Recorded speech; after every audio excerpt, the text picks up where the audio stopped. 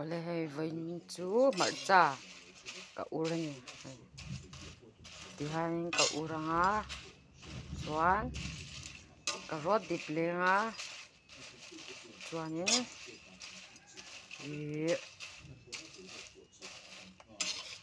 cả căng độ đồ rạ te cả pedol thì han mo thì hai cả uranga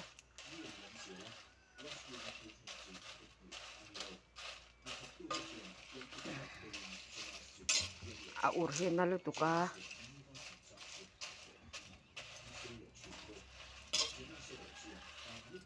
cả hát xèo thất thất này lòm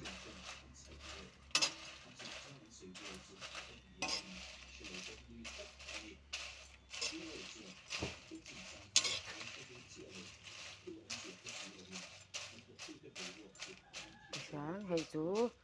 tộc trẻ ba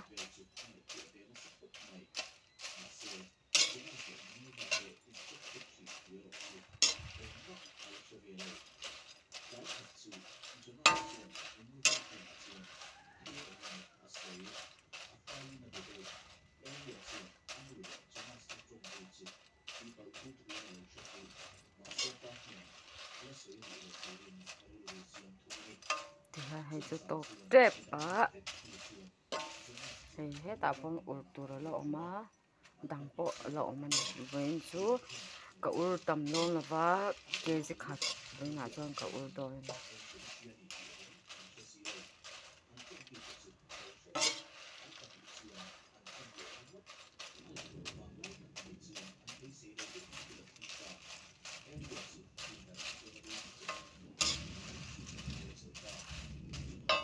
thế mình ập lên á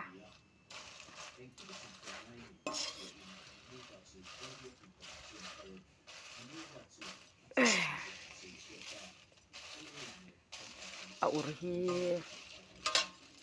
ashe omle to ka amar cha urhi mo chuna hai ur ka tum to zo ka ma se ni sa boxi mar chai na mi ur tur de kha ka pe ilwa lai lam ma yang ka ur ve kan chong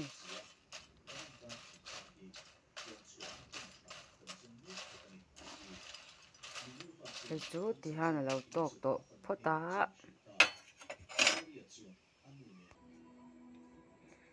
ê cái to sao cái ur to sao nhá chuan cái chú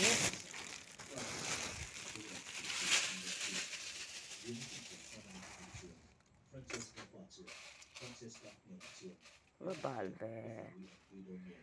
cái lâu thăng nó nữa cái là thăng chuột lại thôi thôi hey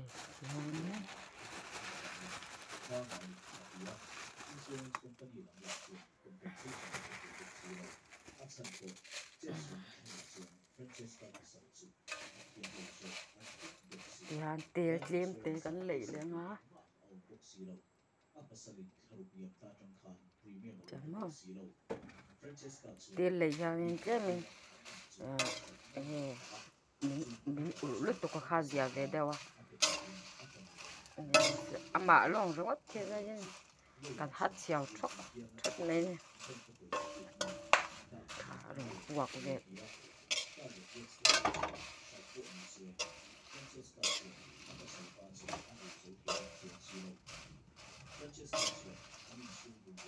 ya những rây lẩu té cần xì nó cần ụp lệ xuống đến với chú hay qua rồi tôi lệ tổ lúc tôi vào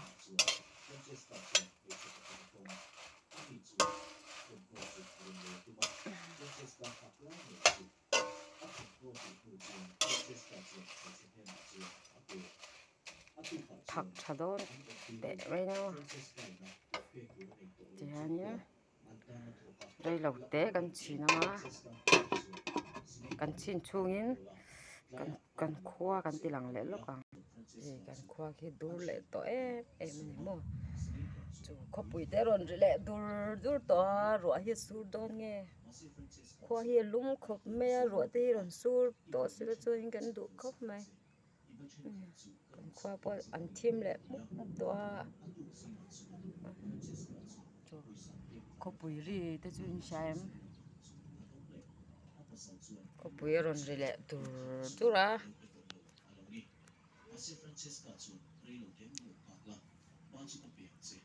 ase trek tak hi chu tlalawa voin chu ko pui ri tura ti hianin ke chumero athim le muk to mai ni so da dur tlang lam po so arun dur tana tun hi tlai lam darli le mini som chen tun hi mo ko pui ron ri dur mai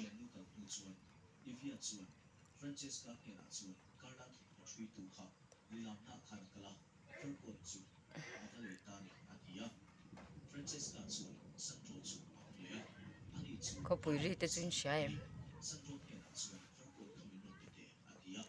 content hi ka shelo lu tu ka shiat ve to khi ka ron upload ve mai ni ko wai takin mi ron view saka min lo like sak ve zel turi ka ron nge buk chuwa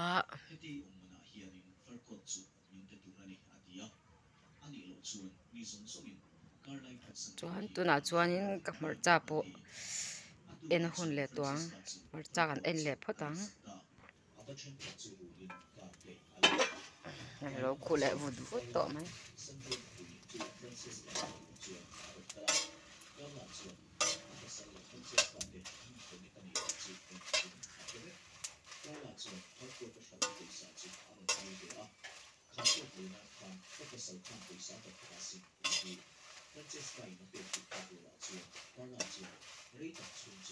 tam tak chuanin hmarcha hi ur hriawm hian tiamo e pawh hriawm ka ti ve thawa ma se dawrah e ka pe ve duh bawk sia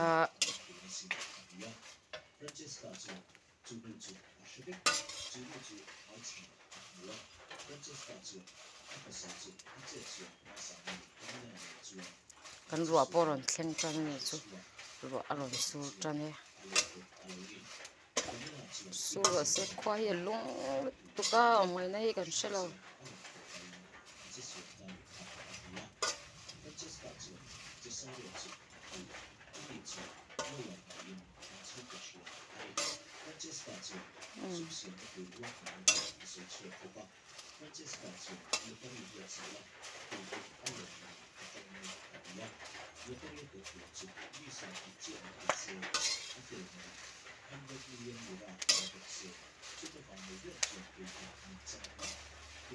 cái tiếng khá thì mấy rồi xe rồi aron sur box xí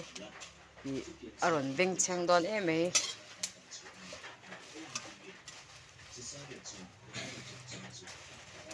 tiếng khá nhé cái lò mê lại chơi tôi vết của đây